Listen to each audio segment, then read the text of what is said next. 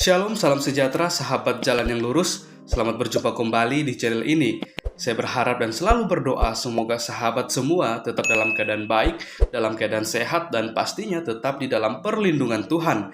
Saya juga mengucapkan banyak terima kasih kepada semua sahabat yang selalu setia untuk meluangkan waktu menonton video-video di channel ini dan juga terus mendukung perkembangan channel ini dengan mengklik tombol subscribe, like, komen, dan juga share kepada teman-teman yang lain supaya teman-teman yang lain juga boleh mendapatkan informasi seputar iman kekristenan. Kiranya Tuhan Yesus memberkati kita semua.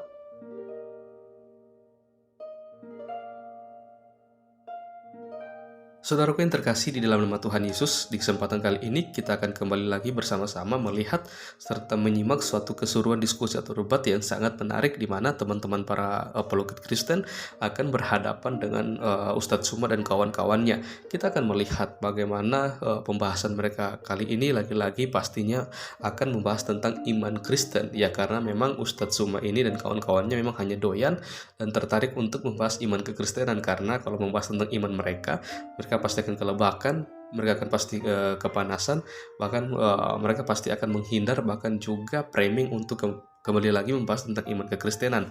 Dan kita akan melihat bagaimana teman-teman dari para apologet Kristen ini akan meluruskan segala sesuatu yang disalahpahami, bahkan segala sesuatu yang diusik, dan segala sesuatu yang keliru, bahkan juga yang yang selalu saja diusik-usik oleh Ustadz Suma dan kawan-kawan seperti itu. Karena ya pastinya kita sendiri akan merasa risih ketika iman kita, ketika ajaran kita seperti itu diusik-usik oleh orang lain guna untuk hanya mencari sesuatu seperti itu ya.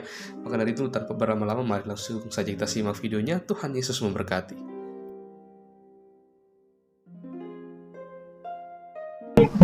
Siapa yang memberikan contoh kepadamu menyembah Yesus pada saat dia ada di kuburan? Siapa yang memberikan contoh kepadamu macam-macam ayat Alkitab, membawa pedang? Siapa? Coba baca Markus 5 tuh, Markus 2. Ketika melihat Yesus, iblis itu segera sujud menyembah kepada Yesus. Itu kamu contohi bukan sekarang?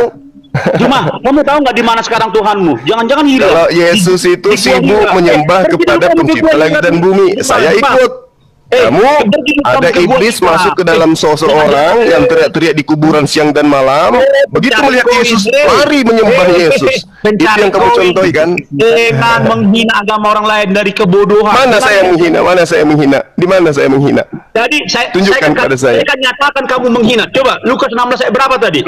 Lukas 16 nomor 17. Lebih mudah langit dan bumi ini lenyap daripada setitik dari hukum Taurat itu batal. Haramnya babi itu adalah bagian di dalam hukum Taurat. Saya dengar, saya jelasin sama kamu. Jangan nangis, santai aja, santai, jangan nangis. Ini si Ricardo ini dimut dulu dong, dia ngomong-ngomong. Nah, itulah tabiat kamu. Ngapain kau intervensi yang punya komal? Kasih waktu aja, kasih waktu. Kau Juma ada waktu. Dengar Juma ya. Kita ada waktunya. Saya baca Lukas 16 ayat 17. Oke?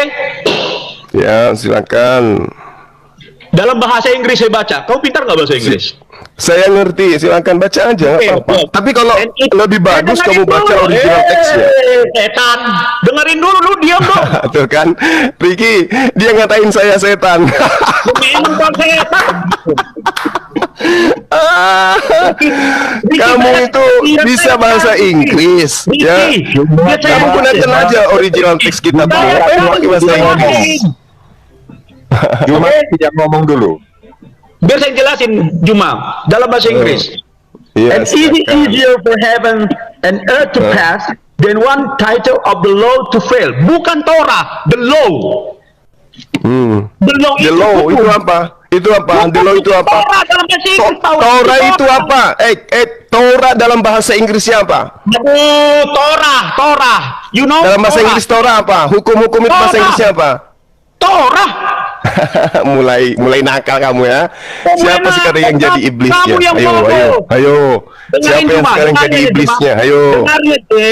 Dengarin cuma saya jelaskan kepada kamu. Di dalam perjanjian lama ada hukum Taurat, ada the law, hukum Tuhan. Di mana hukum Tuhan itu? Itu yang jadi haramnya babi itu bukan hukum Tuhan. Kamu itu diam dulu. Kamu diam haramnya dulu. babi itu bukan hukum Tuhan. Kan katanya tadi giliran saya ngomong lu bantah-bantah, anak iblis. Ngatain lagi saya iblis. Memang kamu anak iblis. Ngatain setan, ngatain iblis. Memang iya. Ciri-ciri anak iblis. Aturan tapi dia nginjak-injak aturan sendiri. Kita sepakat sama-sama dulu, hindari kata-kata yang menghujat ya. Artinya di sini kita paparkan keilmuan masing-masing ya. Yang jelek aja juga melihatnya menarik buat untuk disimak begitu. Kasihan si kasih waktu cuma nantang tapi salah orang. 5 menit, Tirta 5 menit. Jadi enak, jangan saling potong ya. Oke, sekarangnya saya jelaskan tentang yang kamu bilang itu. Lukas 16 ayat 17 itu bukan berbicara tentang Taurat. Itu berbicara hukum Tuhan. Di perjanjian lama ada hukum Taurat, ada hukum Taurat, ada hukum Tuhan, the law. Itu yang disebut Tuhan, the law. Hukum Tuhan itu dimaklumkan seperti kepada Jeremia, Yesaya. Dan Taurat dimaklumkan kepada si Musa untuk orang-orang Israel. Biar kamu paham, membedakan, itu bukan Taurat, itu the law. Biar kamu tahu Tuhan itu tidak terikat dengan hukum Taurat. Kamu mengatakan Yesus melarang orang Kristen makan babi, tidak pernah dilarang Yesus, kamu itu dusta. Dan itulah kekayaanmu, dan itulah hasil makanmu, hasilnya dari dusta, Juma. Ciri-ciri iblis adalah apa? Dia mendustai firman Tuhan biar boleh makan. Itu ciri-ciri iblis. Makanya saya bilang kamu anak iblis, anak setan.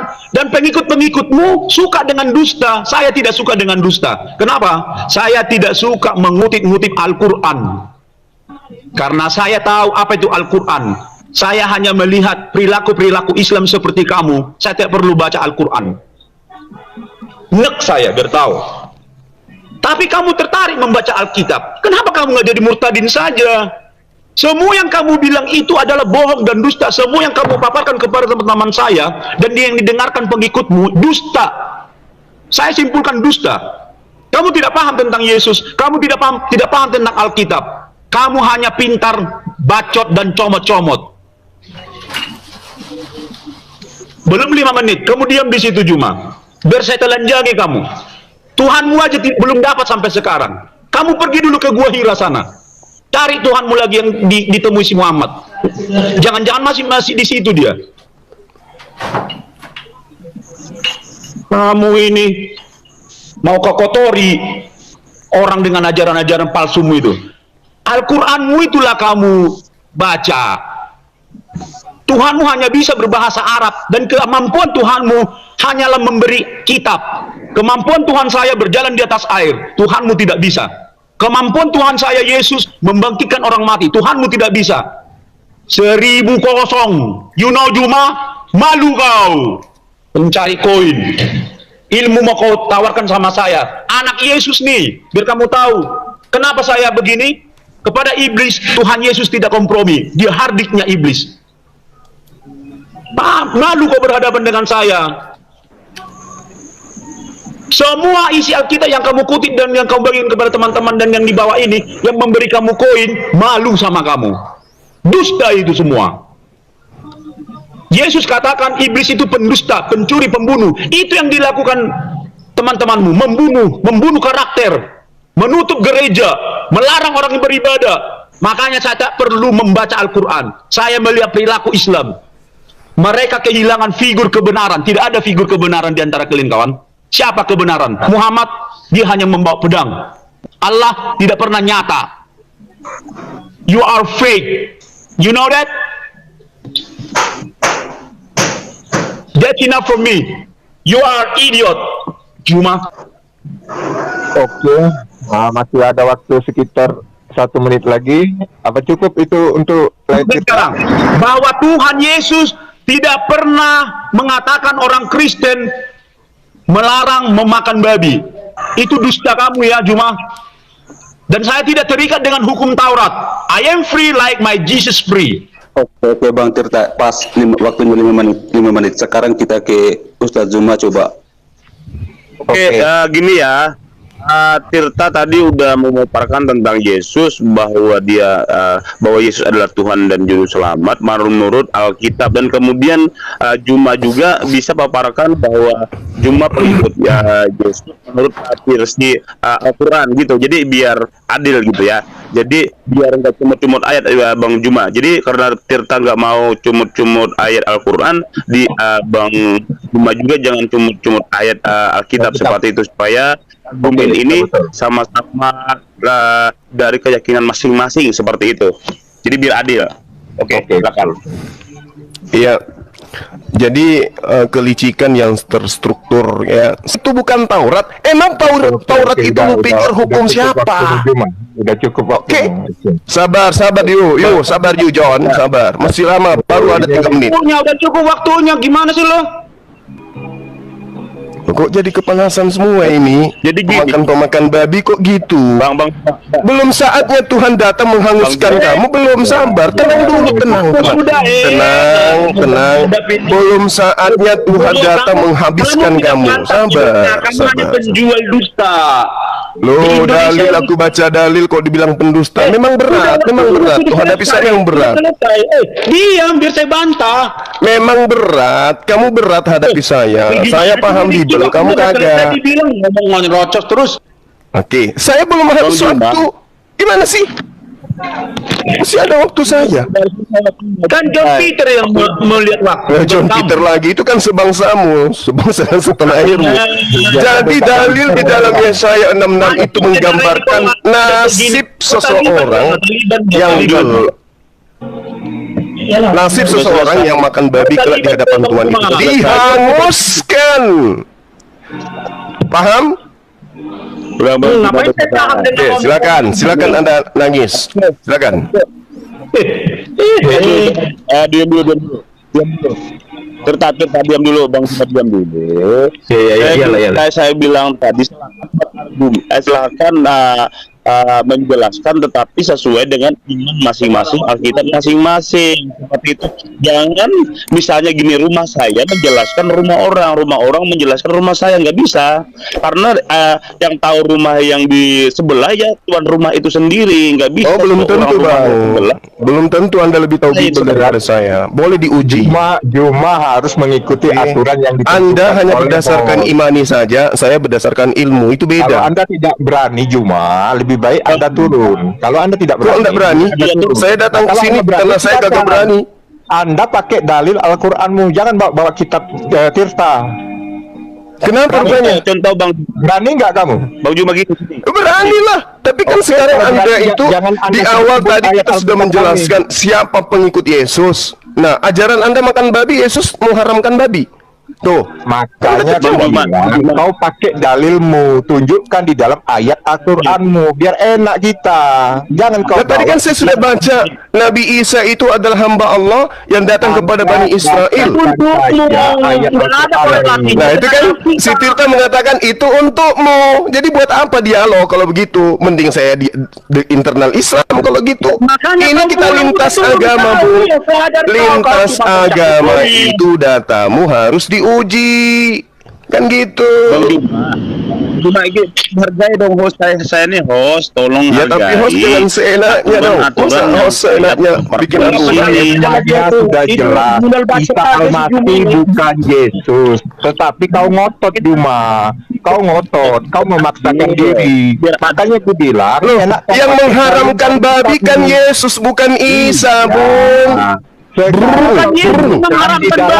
mengharamkan babi kan Yesus bukan Isa. Melarang memakan babi. Kau tunjukkan di Al-Qur'anmu. Ayo, tunjukkan. Ya, Al-Qur'an itu sudah sangat jelas mengatakan bahwa dia datang untuk Bani Israel. Kau tunjukkan di dalam Al-Qur'anmu di mana Isa Al-Masih melarang makan babi. In huwa illa abdun al'amna alaihi wa ja'alnahu matalan li Bani Israel. Oke, paham? Tunjukkan di surat mana di dalam Al-Qur'anmu Isa Al-Masih melarang memakan babi, Juma. Jangan berani-beraninya. Pendusta didengar. Beginilah yang merusak negara ini. Dusta itu gampang sekali dikonsumsi. Loh, kok nangis, Bung? Kok nangis? Bukan saja Juma, di mana di dalam ayat Al-Qur'anmu Isa Al-Masih. Bismillahirrahmanirrahim. Dengarkan ayatnya, dengarkan ayatnya. Bismillahirrahmanirrahim. Wa iz qala Isa ibnu Maryam ya bani Israil inni rasulullahi ilaikum musaddiqan lima baina yadayya minat Tawrah wa mubasysyiran bi rasul يأتي من بعد اسمه أحمد فلما جاءهم بالبينات قالوا هذا سحر مبين.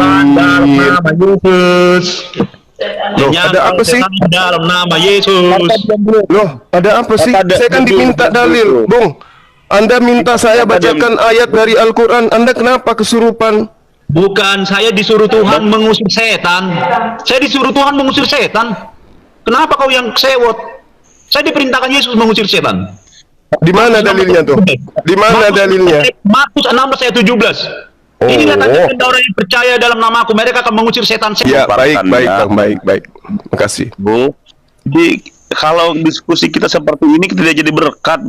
Saya sampaikan lagi, tidak akan menambah wawasan. Nanti kalau Tirta juga saya lagi menjelaskan, tolong mulutnya itu di borgol. Silakan.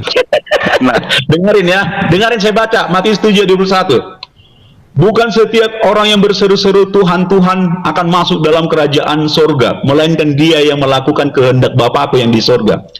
Pada hari terakhir banyak orang akan berseru. Kan ini dengarin ya bedanya, bukan setiap orang yang berseru-seru Tuhan Tuhan masuk dalam kerajaanku, tetapi dia yang melakukan kehendak Bapakku. Pada hari terakhir banyak orang akan berseru kepadaku. Tuhan sedang menjelaskan situasi zaman terakhir.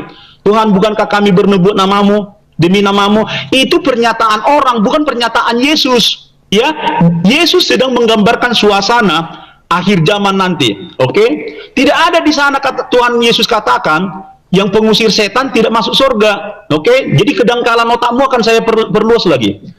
Pada hari terakhir banyak orang yang berseru kepadaku, Tuhan Tuhan, bukankah kami bernubuat? Itu orang, bukan firman Tuhan.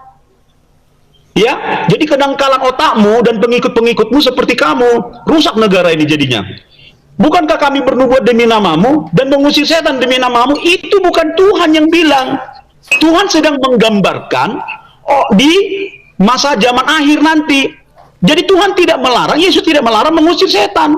Nah, itu adalah ada dua di sana peristiwa. Pengusir setan dan Yesus adalah hakim. Dan hakim Yesus tidak memutuskan pengusir setan itu tidak boleh. Kamu bodoh, karena apa nanti? Itu dikontradiksi dengan perintah Yesus. Demi namamu, dan mengadakan mujizat demi namamu juga. Kamu tahu, banyak di Matius 24, ayat 4 dan sekitarnya, Yesus katakan apa? Banyak orang akan datang membawa namaku, termasuk kamu, untuk menyesatkan orang. Kamu membawa nama Yesus untuk menyesatkan orang. Dan banyak orang-orang penjampi-penjampi membawa nama Yesus untuk menyesatkan orang. Itu yang dimaksud Tuhan. Mereka tidak melakukan perintah Tuhan. Mereka membawa nama Yesus, mengusir setan dengan nama Yesus, tetapi tidak di dalam substansi, di dalam pengenalan dan ketaatan kepada Yesus Kristus, kawan. Termasuk kamu adalah penyesat. Saya beritahu di Matius 24 sampai banyak akan datang nabi-nabi palsu membawa namaku, Mesias-Mesias palsu, termasuk Juma. Sok tahu firman Tuhan, sok tahu firman Yesus, Tuhannya aja cari dulu Tuhanmu ke sana, ngomong dulu ke Gua Hira, lu masih di situ apa enggak? Ada enggak nomor handphonenya? Begitu. Jadi Yesus turun ke bumi. Ya? Jelaskan ayat firman Tuhan aja. Jelaskan ya, itu. Dia kan berimprovisasi, saya juga berimprovisasi dong. Pada waktu itulah aku berterus terang kepadamu, aku tidak mengenal engkau, enyahlah daripadaku. Jadi keputusannya enyahlah engkau, bukan yang mengusir setan. Nah, muncul lagi, saya singkapkan lagi dustamu. Negara ini hancur karena dihembuskan dusta dari agamamu. Karena apa? Yang dikutip-kutip Alkitab terus, yang dikutip-kutip palsu terus. Sok jago. Makanya orang Islam itu tidak ada lagi figur kebenaran. Sebenarnya mereka mencari figur kebenaran. Di dalam Muhammad tidak ada. Dia cuma membawa pedang. Allah, kalian hanya main klaim. Terus siapa Tuhan kalian sesungguhnya? Dan kalianlah yang disebut itu adalah ular beludak. Menurut Matius 23 ayat 33, kalianlah ular beludak. Tidak akan masuk ke neraka, ke surga, ke neraka tempatnya. Terima kasih. Tidak ada kekuatan yang mampu kemudian merobohkan Al-Quranul Karim. Demikian. Jadi kau bilang Al-Quran mujizat ya. Oh itu Al-Quran mujizat ya, karangan Muhammad itu termasuk kategori mujizat. Mujizat lah. Orang nggak bisa baca, nggak bisa nulis kok tiba-tiba bisa membuat Al-Quran, itu kan mujizat itu. Bukan hanya sekedar itu, Bung. Mari kita lihat apa yang diterangkan. Tapi mari kita bisa membuat Al-Quran, mujizat itu luar biasa. Mari kita lihat, mari kita buktikan satu data ya. Mari kita buktikan satu data. Al-Quran 1400 tahun silam menerangkan begini. Dengarkan saya supaya Anda bisa memahami. Walakad katabna fiz zubur. Dengar. 1400. Al-Quran itu sudah ada sebelum Adam itu. Walakad katabna fiz zabur min ba'di zikr annal arda yadisuha ibadiyas solihin. 1400 tahun silam Al-Quran disampaikan oleh baginda Rasulullah Muhammad SAW. Apa yang dikatakan? Dan sungguh telah kami tulis di dalam Mazmur bahwa bumi ini akan diwarisi oleh hamba-hambaku yang saleh. Dari mana Rasulullah Muhammad SAW ini tahu? Kalau di dalam Mazmur ada tulisan ini, bahwa bumi ini akan diwarisi oleh hamba-hambaku yang saleh. Dari mana beliau tahu? Kalau ini bukan mujizat. Waraka kan punya kitabnya. Ngapain dia mesti bingung? Ini orang nyambung ini banyak. Ya, beliau memang penghujat. Dan gini. Oke.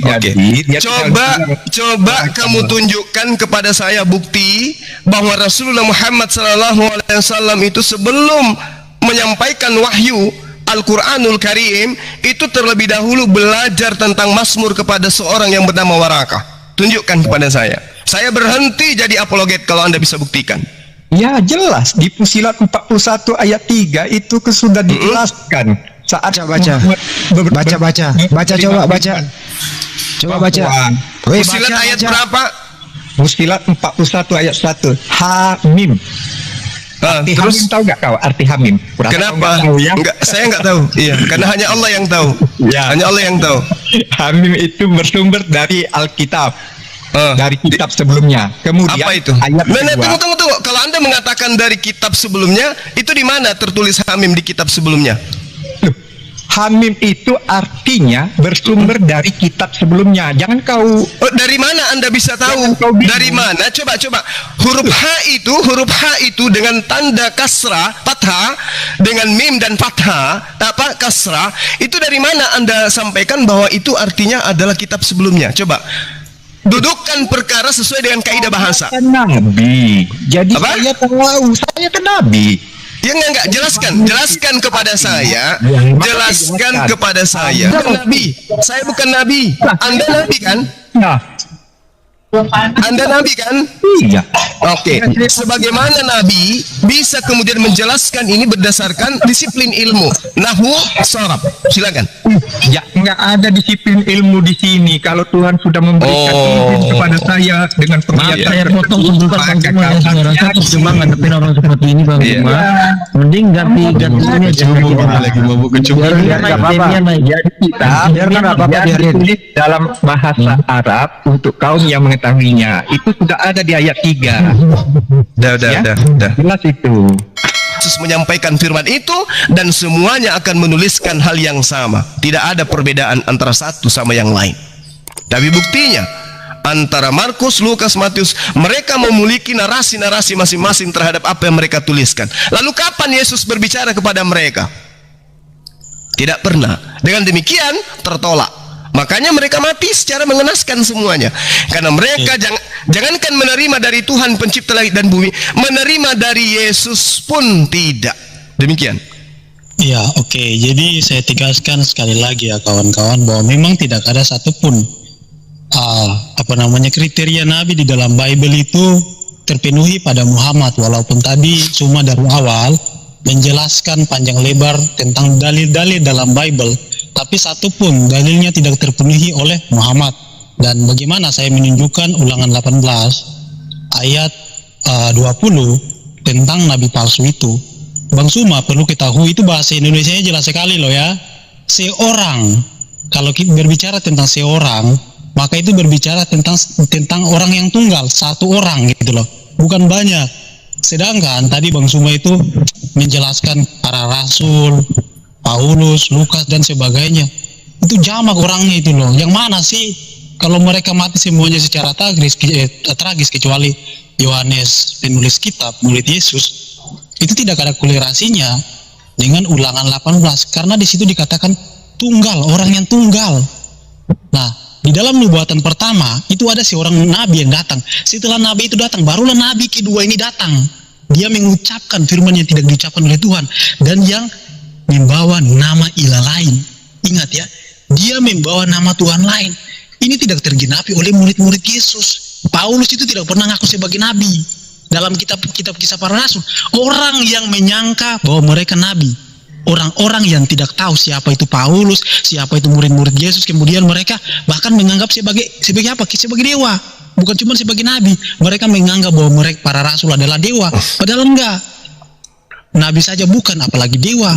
Jadi tidak ada satupun dalil Paulus ngaku nabi, para rasul ngaku nabi. Dan nubuatan tersebut itu berbicara tentang seseorang yang tunggal, kawan-kawan. Apabila seorang nabi yang mengucapkan perkataan yang tidak diucapkan atau yang tidak diperintahkan oleh Tuhan, atau yang membawa nama ilah lain, menyampaikan nama ilah lain, maka nabi itu harus mati. Siapakah yang menggenapi nubuatan ayat ini? Jelas sekali Muhammad merubah sejarah-sejarah dalam kitab Tanakh. Muhammad membawa nama ilah lain. Musa mengatakan dalam Ulangan 6 ayat 4, Sema Yisrael Yotefafe Eloheinu Yotefafe Echad, bahwa nama Tuhan itu satu. Ingat ya, bukan pribadi tapi nama di situ. Nama Tuhan itu satu. Jangan sampai ada nabi yang datang membawa nama ilah lain. Sudah pasti nabi itu adalah nabi palsu. Muhammad datang membawa nama Tuhan yang bernama Allah Subhanahu wa Ta'ala. Dan Tuhan yang diperkenalkan oleh Muhammad tidak pernah dikenal oleh para nabi sebelumnya. Bahkan dalam kitab Torah, Nevi'im, Ketuvim, sampai di kitab Perjanjian Baru yaitu kitab Injil, tidak pernah ada proper name itu adalah Allah Subhanahu wa Ta'ala. Sedangkan dalam Keluaran 3 ayat 14 sampai 15, Yesaya 42 ayat 8, Tuhan menyatakan namanya Yotefafe, itulah namanya. Jelas sekali loh. Jadi Muhammad menggenapi ayat tersebut. Muhammad tidak memenuhi kriteria nabi di dalam kitab Tanakh yang dimani oleh Bani Israel kitab itu. Dan saya koreksi sekali lagi ya tentang kata nabi ya. Dalam literasi bahasa Arab sebelum adanya Quran tidak ada kata nabi. Dalam bahasa Ibrani nabi itu dalam bahasa Ibraninya, bahasa Ibrani sama aja nabi gitu loh. Tapi kalau pakai Hebrew modern itu menggunakan nevi, tapi sebenarnya sama aja. Jadi kalau dibilang bahwa Kristen mencomot kata nabi, ya kita ngaca aja gitu loh. Tidak ada satupun literasi dalam bahasa Arab sebelum Quran ada penyebutan nabi gitu loh, nggak ada. Selain daripada kitab Torah. Jadi ada banyak sebenarnya kata-kata di dalam kitab Torah yang diambil di dalam Islam. Tapi kalau saya bahas nanti keluar dari topik. Seperti itu kawan-kawan, tidak ada satupun kecocokan Muhammad tentang kenabiannya di dalam kitab-kitab sebelumnya. Justru menggenapi nubuatan sebagai nabi palsu. Seperti itu Bang Suma ya. Jadi nggak ada lah. Seperti itu kawan-kawan. Iya, nggak apa-apa. Nggak apa-apa. Anda tidak dikatakan kufur kalau Anda telah menerima kenabian beliau.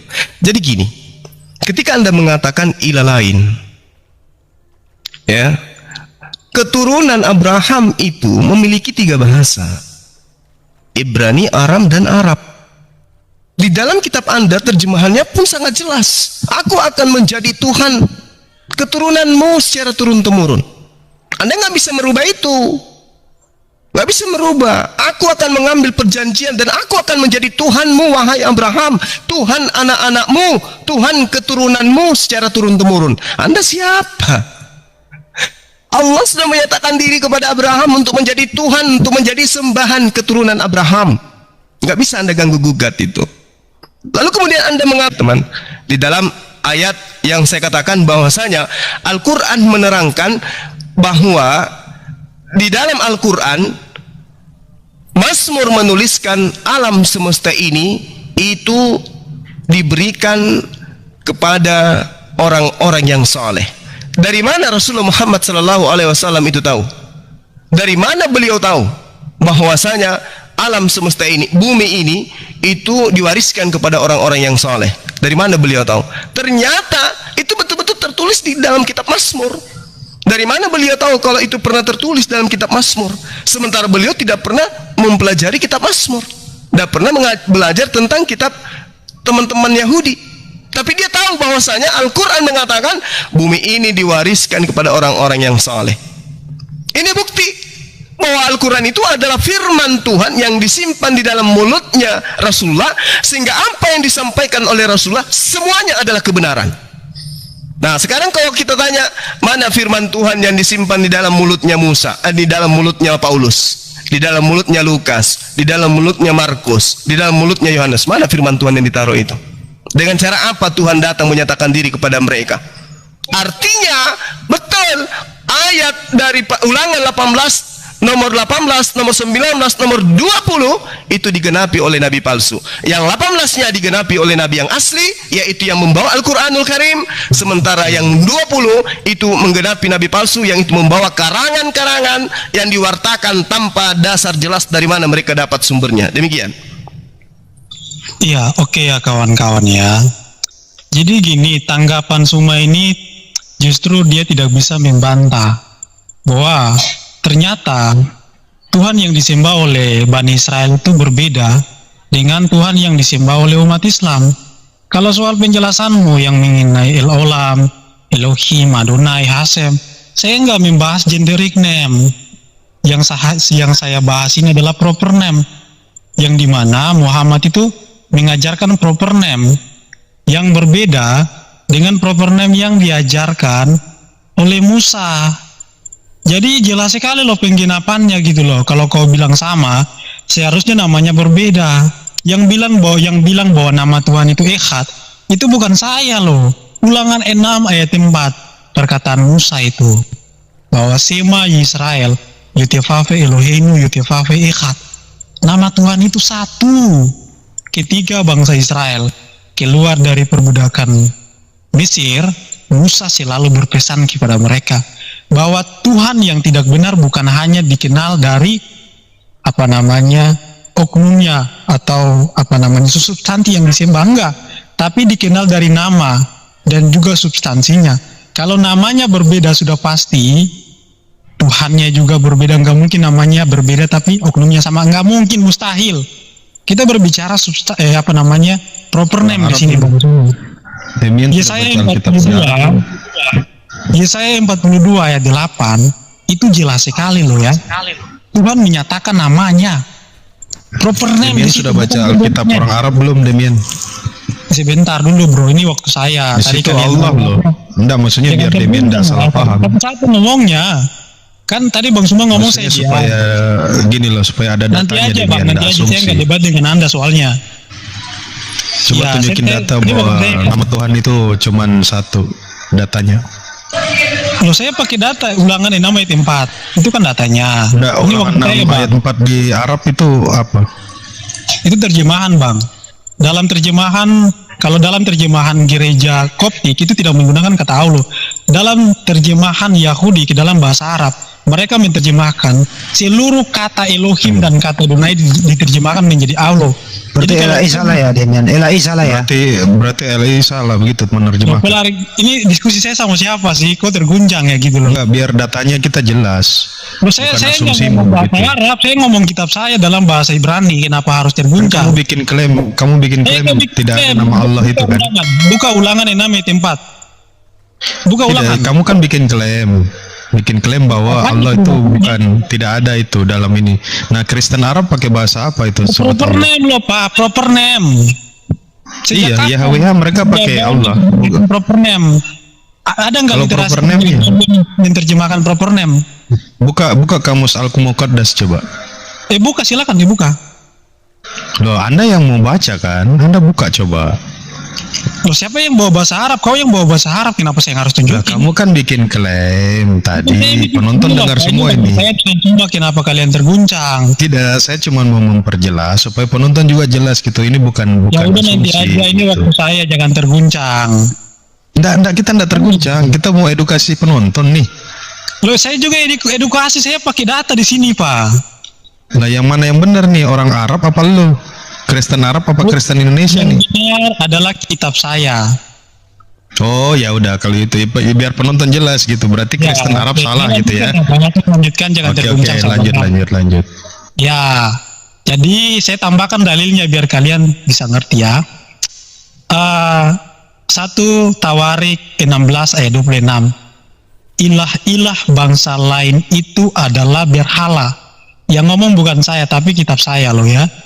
Jadi, proper name yang tidak dikenal oleh bangsa-bangsa lain, nama Tuhan yang tidak dikenal oleh bangsa-bangsa lain, di luar daripada Tuhan yang diperkenalkan oleh Musa, itu adalah berhala. Tuhan-Tuhan yang disembah oleh bangsa non-Israel adalah berhala, bukan Demian yang bilang, kitab Tanak yang bilang. Jadi, harus dipahami baik-baik, tidak akan mungkin Allah dan Yotevave itu nama yang sama.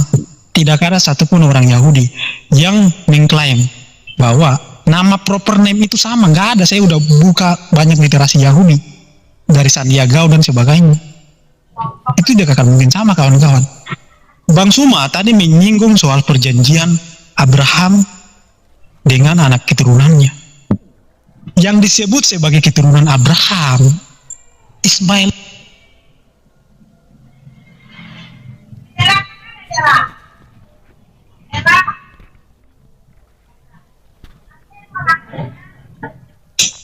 Hanya kepada Ishak.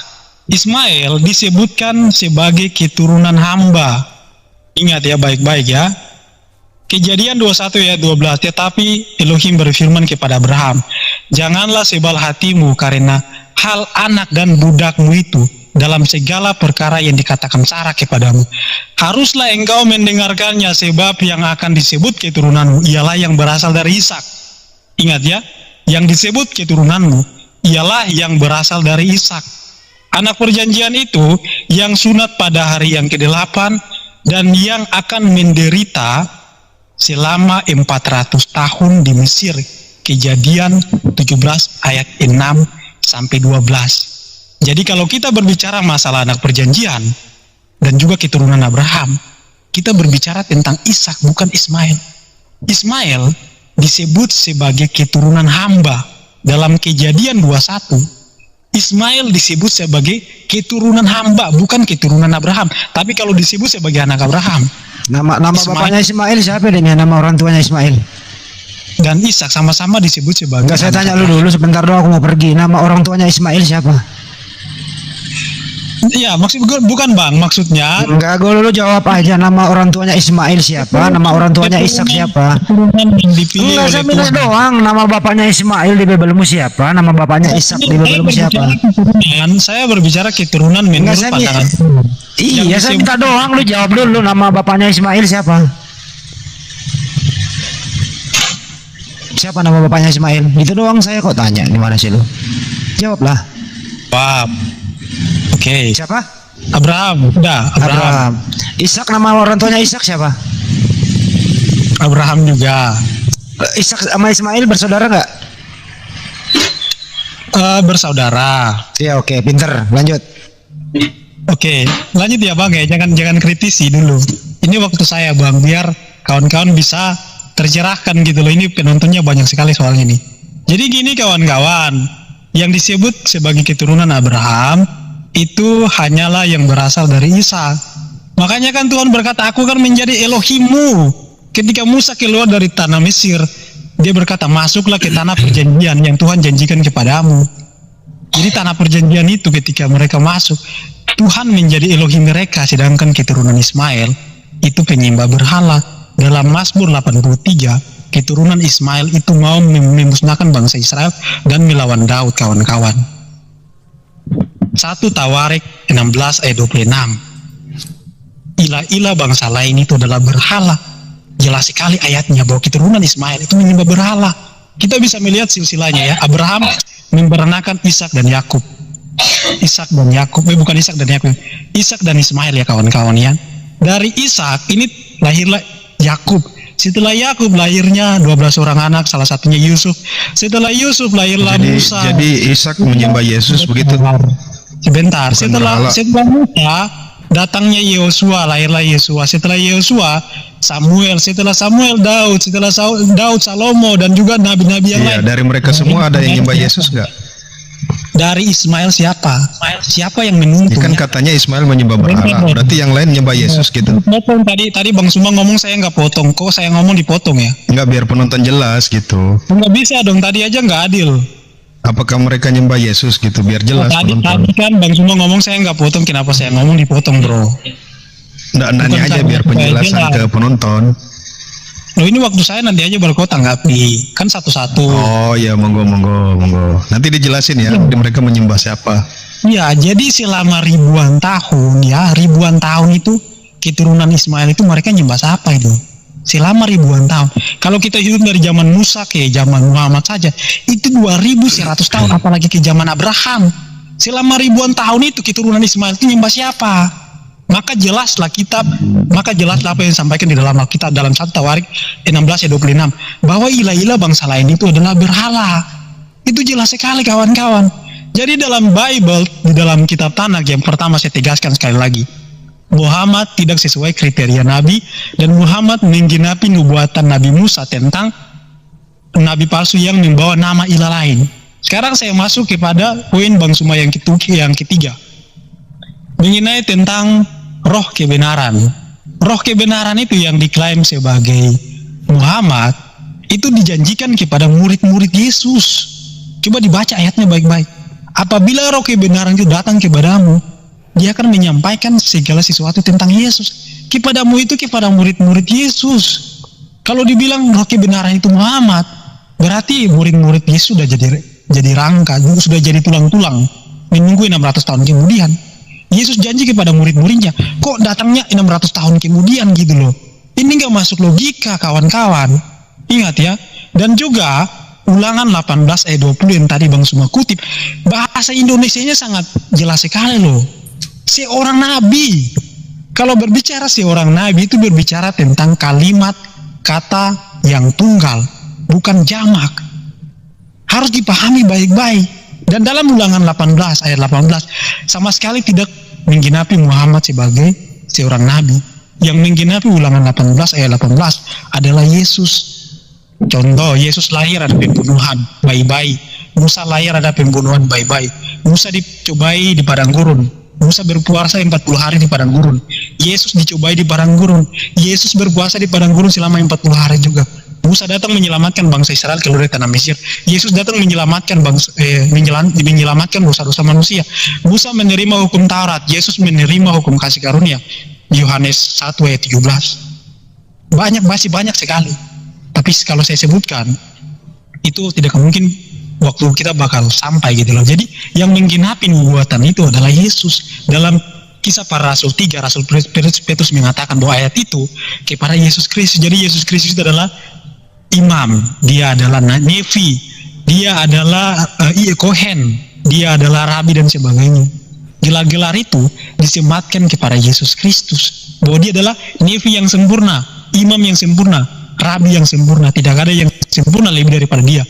Makanya Yesus berkata, jangan kamu menyebut siapapun pemimpin di dunia ini, karena hanya satu pemimpinmu, yaitu Mesias. Bukan nabi terakhir, bukan Musa, bukan Daud dan nabi-nabi yang lain, tapi Hamasyah, kawan-kawan, satu-satunya pemimpin bagi manusia. Kalian ingkar ucapan-ucapan Yesus. Semua ucapan Yesus, ajaran Yesus diingkar oleh Muhammad dan juga umat Islam, karena kalian lebih mengikuti Muhammad ketimbang Yesus Kristus. Pahami baik-baik kawan-kawan. Muhammad datang membawa sejarah baru, Tuhan baru, dan ajaran baru. Bahkan dia menghalalkan hewan-hewan yang haram di dalam tanak, di dalam ajaran Yahudi. Imamat 11 ayat 4-6, onta dan kelinci haram. Muhammad halalkan. Muhammad makan onta dan kelinci. Jadi nabi asli, nabi yang benar, tidak mungkin membawa nama ilah lain. Kesuwen gantian Demian, gantian kesuwen. Ya, 2 menit lagi Mas, 2 menit. Buset, kepanjangan. Mengubah Bang Suma juga panjang. Mengubah ajaran para nabi nggak mungkin kawan-kawan, mustahil. Ada nabi yang penjelasan itu sih orang-orang yang disebut tadi menyembah Yesus enggak gitu. Ya, itu mau saya jawab, ini poinnya yang keempat, belum sampai itu. Monggo. Nah, terus kita masuk kepada poin Bang Suma yang terakhir ya. Jadi udah terjawab argumennya dari pertama tentang apakah Tuhan Allah itu sama seperti Tuhannya para nabi. Ternyata song ya, tidak terbukti itu, sama sekali tidak terbukti. Kalau ya. Tuhan sembahannya Abraham, Ismail, Ishak beda atau sama Demian? Satu terakhir nih, Abraham, Ismail, Ishak Tuhannya sama atau beda?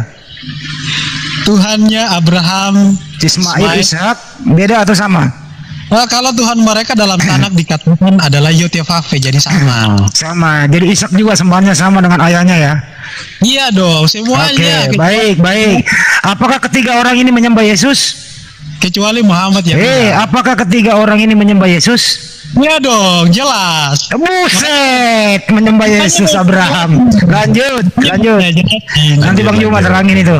Ya, belum. Ini kan poin yang 4 belum saya sampaikan. Makanya lanjut. Kalau kalian potong nanti lama gitu loh. Lanjut. Kita mau dengar aja. Potong jadi gitulah. Oke, gini poin yang terakhir ya, tentang bahwa yang menyembah ilah lain itu adalah Kristen. Kristen yang menyembah ilah lain. Padahal Nabi Yesaya mengatakan, Yesaya 53 ayat 11, bahwa yang menjadi juru selamat itu adalah Yotevave. Digenapi di dalam perjanjian baru dalam Matius 1, bahwa dia diberi nama Yesua karena dialah yang akan menyelamatkan dosa mereka. Yang menjadi manusia itu menurut kitab-kitab para nabi, juru selamat itu adalah Tuhan. Digenapi di dalam perjanjian baru, diberi nama Yesua. Yesua artinya apa? Yesua artinya Yotevave, yang menyelamatkan. Jadi orang Kristen beriman bahwa Yesus adalah Yotevave itu sendiri yang datang ke dunia menyelamatkan kita dari dosa.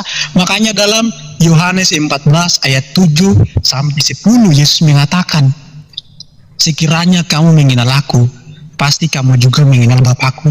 Sekarang kamu telah mengenal dia dan kamu telah melihat dia. Filipus nggak percaya.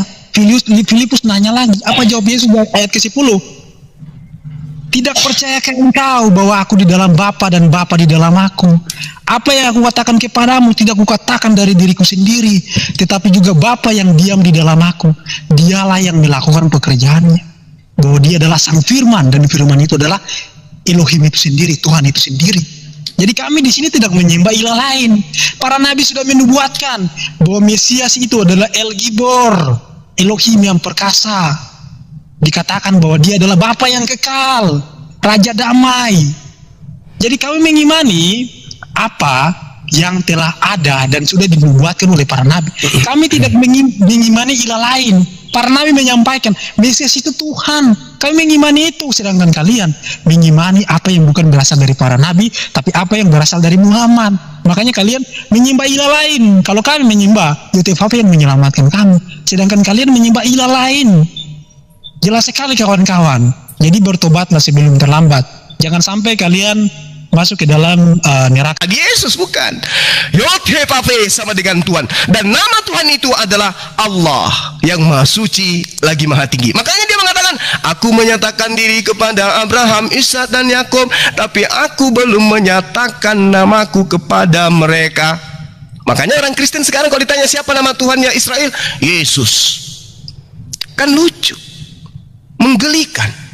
Sementara ketika Anda melihat terjemahan kitabnya Bani Israel praktisi Yudaism hari ini diterjemahkan ke dalam bahasa Arab, rabi mana yang kemudian menolak Yotevave sama dengan Allah? Rabi mana? Tunjukkan kepada saya. Yotevave ketika diterjemahkan ke dalam kitabnya ke dalam bahasa Arab, maka dia akan menuliskan Allah. Makanya kitab saudara, kitab Kristen, Al-Muqaddas itu pasti Allah di dalamnya, bukan Yahweh, apalagi Yesus. Itu ya, 3-0 tamparan buat saudara. Kemudian ketika Anda mengatakan Kristen nyembah, saya baru 5 menit kayaknya, saudara tadi kurang lebih 1 jam. Jadi ketika Anda mengatakan Kristen itu tidak menyembah ilah lain, saya katakan begini, kota Yerusalem, Palestina, taruhlah Israel, sampai hari ini masih berdiri dengan kokoh.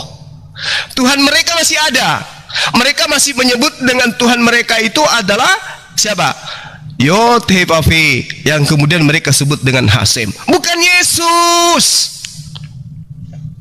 Ketika Anda membawa kitab kedua raja-raja tadi, ya, yang mengatakan bahwasanya Tuhan itu mengatakan tidak ada ilah di luar aku. Di luar aku ilah itu adalah ilah berhala-berhala. Pada saat Tuhan menyatakan itu, Rasulullah Muhammad sallallahu alaihi wasallam belum ada. Belum menyatakan Allah, belum. Jadi yang dimaksud pada saat itu adalah Tuhan Anda. Siapa? Tuhannya Romawi dan Yunani. Paham ya? Makanya ketika Yesus dijual kepada Romawi Yunani. Ketika Yesus yang dilabelkan Tuhan tidak dijual kepada Bani Israel. Kenapa? Karena Bani Israel sudah memahami dengan jelas Tuhan mereka adalah Allah. Tuhan mereka adalah yang maha hidup, yang mematikan dan yang menghidupkan. Sementara Tuhan yang dijual kemudian adalah Tuhan yang dihidupkan, Tuhan yang dimatikan. Dijual kepada siapa? Dijual kepada bangsa yang memang sudah memiliki ilah-ilah lain selain daripada ilahnya Ibrahim, Ishak dan Yakub. Itu adalah tamparan buat Anda. Terakhir. Ketika saudara mengatakan Ulangan 18 nomor 18 itu untuk Yesus, saya tertawa.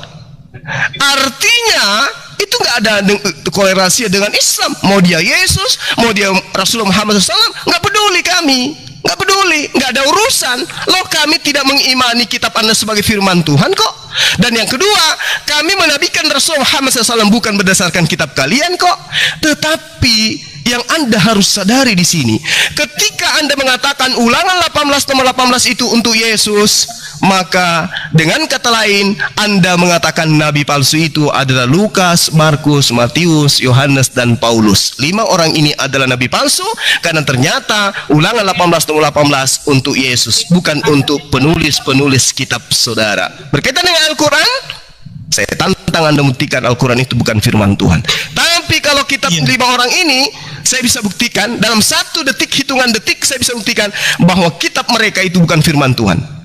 Demikian, silakan. Oke, saya tanggapi ya. Mudah-mudahan para narasumber di sini nggak memotong ya, mudah-mudahan ya, jangan terguncang kawan-kawan. Gini loh, jadi patokan cuma itu tentang kebenaran itu Quran itu betul sekali gitu loh. Karena kalau dia balik ke kitab Torah, kitab Injil, justru dia ketampar gitu loh. Makanya dia nggak bisa mencari pembenaran di situ. Jadinya balik kepada iman secara internal. Ingat ya, iman secara internal, bukan secara eksternal. Segala klaim-klaim di dalam Quran itu dipatahkan. Muhammad tidak terpenuhi sebagai nabi, kemudian Muhammad membawa nama ilah lain, dan merubah seluruh ajaran-ajaran para nabi dan kitab sejarah-sejarah para nabi. Itulah kenapa Bang Suma selalu mengatakan, kami tidak mengimani kitab kalian, mau menyampaikan apa ke, kami mengimani Quran gitu kan, karena Quran itu adalah kebenaran bagi kalian. Kalau kalian ke Torah, kitampar gitu, ke Injil, kitampar gitu kan.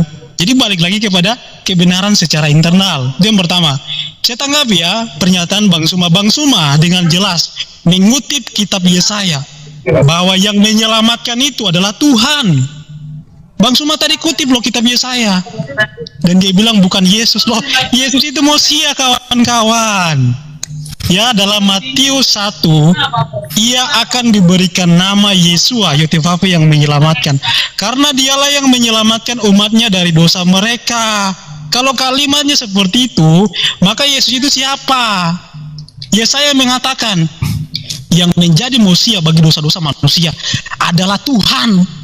Kalau orang Kristen beriman kepada Yesus sebagai Mosia, tidak mungkin orang Kristen menolak juga bahwa dia adalah Tuhan.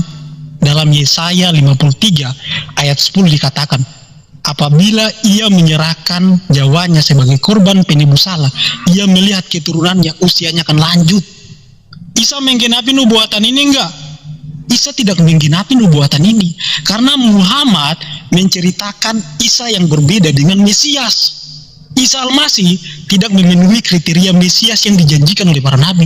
Bahwa Mesias itu dia datang untuk menebus dosa. Kata siapa? Kata Nabi Yesaya. Bahwa Tuhan itu penyelamat. Dan Mesias itu dia datang untuk menyelamatkan manusia dari dosa. Jadi kawan-kawan, orang Kristen itu tidak mungkin menolak Yesus ada YTVV. Karena para nabi mengatakan yang menjadi juru selamat itu adalah Tuhan itu sendiri. Itu yang pertama ya. Kemudian poin Bang Suma yang kedua, bahwa Yahudi itu tidak mengimani Yesus. Loh, dalam kitab Nabi Yesaya 53 ayat 4 dan seterusnya sudah dikatakan bahwa Yahudi akan menolak Mesias. Jadi itu tergenapi. Artinya iman kami ini betul. Ketika Mesias datang, Yahudi menjadi tersesat. Apa yang Nabi Yesaya katakan tentang orang Yahudi? Kita sekalian sesat seperti domba. Kita mengambil jalan kita masing-masing. Jadi mereka tersesat ketika Mesias itu datang. Jadi kebenaran iman kami bahwa Yahudi menolak Yesus itu sebuah kebenaran, kawan-kawan. Sudah dinubuatkan dan digenapi, kita bisa melihat sekarang. Itu kebenaran kitab kami. Tapi kalau nubuatan Muhammad itu enggak ada. Dalam Tanakh tidak ada satupun nubuatan Muhammad. Dalam perjanjian baru tidak ada satupun nubuatan Muhammad. Tapi kalau kita berbicara tentang Yesus Kristus, banyak sekali nubuatannya. Dan terjadi sekarang. Terjadi digenapi oleh Yesus. Bang Suma, poin Anda yang ketiga mengenai Ismail, Tuhan menyatakan diri kepada keturunan Ismail pada zaman Muhammad, ya kan? Saya mau katakan begini loh, Mazmur Daud, Mazmur 147 ayat 19 sampai 20 dikatakan. Ingat ya, pahami baik-baik.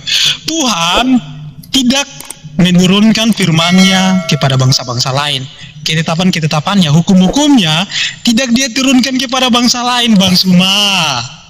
Jadi kalau ada nabi yang datang dari bangsa non-Yahudi, bahwa hukum, bahwa firman sudah pasti itu adalah nabi palsu. Karena Mazmur Daud mengatakan, Tuhan itu tidak menurunkan firman dan hukumnya kepada bangsa lain selain daripada bangsa Yakub. Bahkan ya, dalam perjanjian baru, Yohanes 4, Yesus mengatakan apa? Keselamatan itu berasal dari bangsa Yahudi, bukan bangsa Arab. Jadi tergenapi itu Muhammad sebagai nabi palsu, mau dari perjanjian lama maupun perjanjian baru. Poin yang keempat, Bang Suma, saya patahkan semua argumenmu tentang Ismail disebut sebagai keturunan Abraham. Lu tunjukin bahasa Ibrani kata per kata di sini. Saya bisa berbahasa Ibrani. Kalau kita mau pahami ya naskah dalam bahasa Ibrani. Kejadian 21 ayat 13, Bang Suma baca sendiri loh. Tetapi keturunan dari hambamu, ini bahasa Indonesianya apa kurang jelas ya? Dia kutip loh. Dia bilang ini ayatnya keturunan Abraham. Loh, ayatnya Kejadian 21 ayat 13 kalimat bahasa Indonesia jelas gitu loh. Jadi bahasa Indonesia aja nggak ngerti apalagi bahasa Ibrani. Tetapi keturunan dari hambamu itu juga akan kubuat menjadi suatu bangsa karena ia pun anakmu. Tetapi keturunan hambamu, ini jelas sekali loh bahasa Indonesia, hamba, keturunan hamba. Pahami baik-baik loh. Jadi jangan klaim-klaim kawan-kawan. Masa mengutip dalil tapi nggak bisa mengerti bahasa Indonesianya. Itu jelas sekali bahasa Indonesianya. Jadi yang disebut sebagai keturunan Abraham itu hanyalah Ishak. Nih saya kasih dalilnya, biar kalian nggak boleh dibohongi. Ismail Ishak. Kejadian 17 ayat 21, tetapi perjanjianku akan kuadakan dengan Ishak yang akan dilahirkan Sarah bagimu tahun yang akan datang. Waktu seperti itu juga sebentar bro, jangan tunjang sebentar. Ini Berashit 21 ayat 13 di mana kata Evet di sini. Ya tunggu dulu, baru kalian ada waktu untuk menanggapi. Ini waktu saya tadi kan sudah saya bilang, saya selesai berbicara, baru kalian boleh menanggapi, jangan terguncang lah kawan-kawan. Ya, jadi mari dipahami baik-baik ya. Ya kan kata keturunannya bro, keturunan.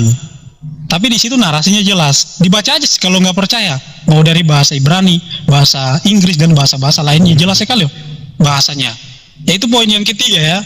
Terus kemudian poin yang keempat tentang pelafalan kitab Torah dan juga di manakah kitab Torah Musa itu. Kalian itu orang Islam. Kalian tidak tahu tentang Torah.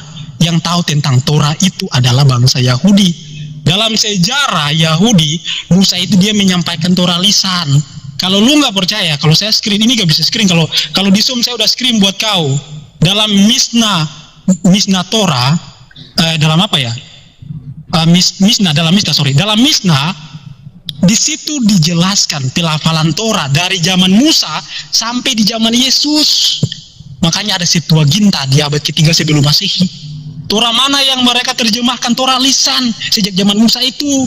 Musa menyampaikan kepada Yosua, Yosua menyampaikan kepada contohnya Eli menyampaikan kepada Samuel menyampaikan kepada Daud. Silsilahnya jelas kawan-kawan. Kalau nggak percaya kalian buka Mishnah Sefaria ada itu, buka aja. Jadi pelafalan Torah itu ada dua.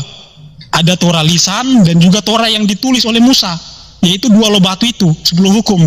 10 hukum ini dia tulis di banyak batu, kemudian dia bagikan kepada 12 suku. Dalam Mishnah Torah itu sudah dijelaskan. Jadi kalau Bang Suma menanyakan mana Torahnya, pelafalannya bagaimana, lebih lengkap daripada pelafalan hadis kawan-kawan. Kalau Quran tidak tahu tentang Torah yang diturunkan kepada Musa, tidak ada. Injil yang diturunkan kepada Isa itu nggak ada.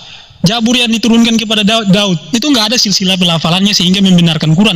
Karena Quran itu berdiri sendiri, tidak ada pelafalan Torah, tidak ada pelafalan Jabur, tidak ada tentang Injil, nggak ada. Tapi kalau kami misalkan tentang kitab-kitab para nabi, kitab-kitab Perjanjian Baru, Matius, Markus, Lukas dan Yohanes, ada bapak-bapak gereja misalkan, ada Rasul Yohanes dia punya murid namanya Polikarpus. Polikarpus dia punya murid namanya Irenaeus dia punya murid namanya Hippolytus. Dan dalam buku-buku para murid-murid itu mereka menuliskan tentang penulisan daripada Perjanjian Baru.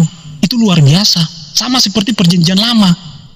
Jadi kalau kau menanyakan tentang kitab kami, tentang keabsahannya, itu sangat jauh dengan kitabmu, karena Quran tidak bisa menunjukkan apa pelafalan Torah dari zaman Musa sampai zaman Muhammad, nggak ada. Jadi jangan pakai standar ganda di sini. Dan poin yang kelima mengenai bahwa Tuhan yang benar itu adalah Allah, dan Tuhan itu belum menyatakan, dan Tuhan Yotevave itu kata Bang Suma itu setara dengan Tuhan gitu loh.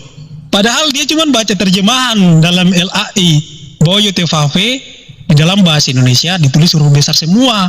Kata Tuhan di dalam LAI Lembaga Alkitab Indonesia itu tidak menerjemahkan nama Tuhan.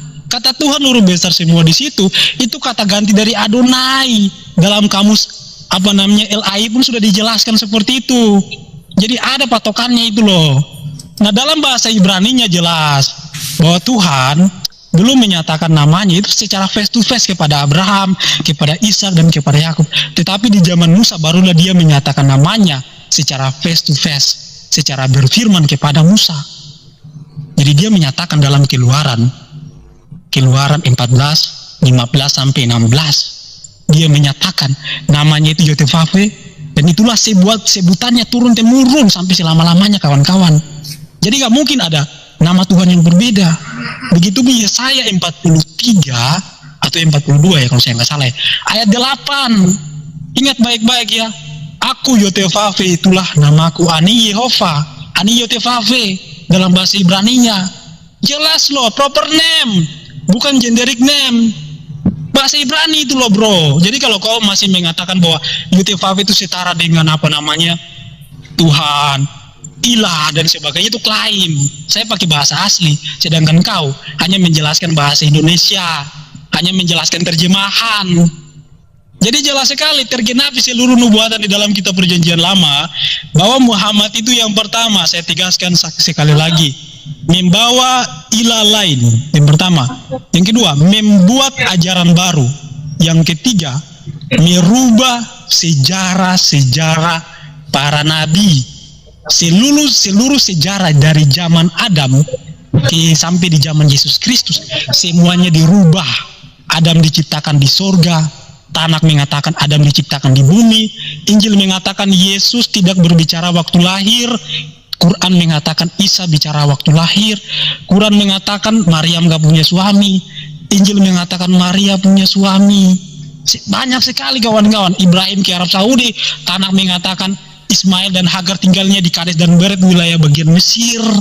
Banyak sekali kawan-kawan sejarah dan ajaran dan Tuhan yang dibawakan oleh Muhammad yang berbeda. Jadi tergenapi kawan-kawan, tergenapi bahwa kalian itu tersesat. Kalian mengikuti nabi lain dan ilah lain. Saya bawakan dalilnya tadi 1 Tawarik 16 ayat 26. Ilah-ilah bangsa lain itu adalah berhala. Jadi bertobatlah, carilah bangsa yang mengenal Tuhan, maka kamu pun akan dibenarkan. Kalau kau mencari Tuhan dari bangsa yang sesat, maka kamu pun tersesat.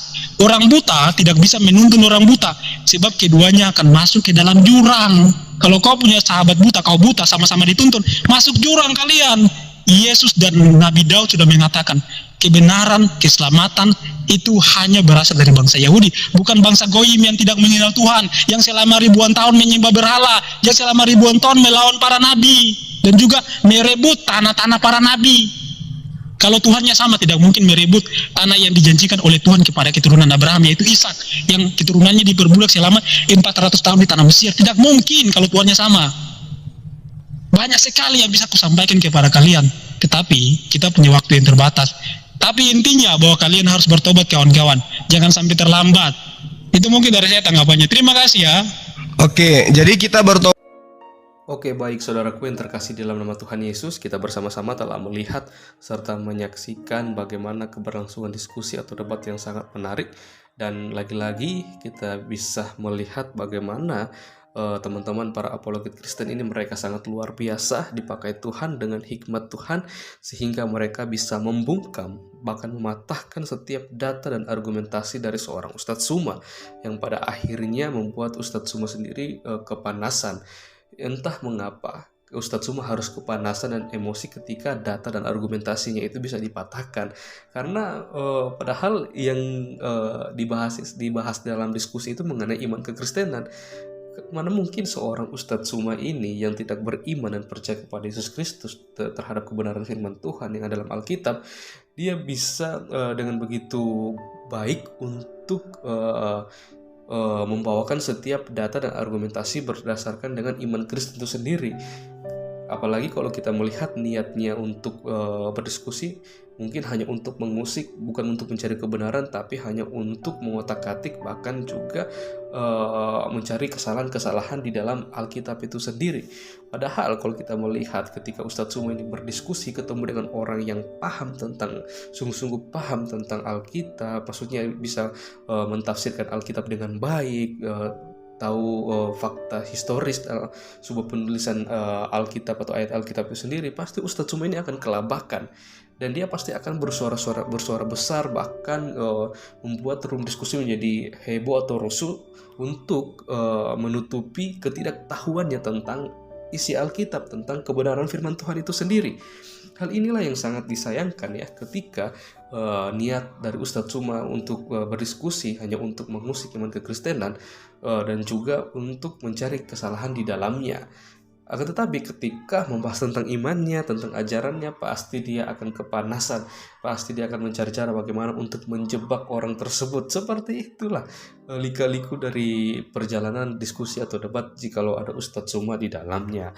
Ya, kita hanya bisa berdoa supaya suatu saat nanti Ustadz Tsuma ini tidak lagi mengotak-atik isi Alkitab, tidak lagi mencomot-comot ayat Alkitab, mentafsirkan dengan sesuka hatinya, dan dia jadikan hal itu untuk menyerang iman kekristenan. Tapi kita berdoa supaya kebenaran yang diotak-atik oleh Ustadz Tsuma ini boleh mendapat tempat bagian dalam hatinya untuk mengubah kehidupannya, supaya dia bisa melihat keselamatan, kebenaran yang hanya ditemukan di dalam Yesus Kristus.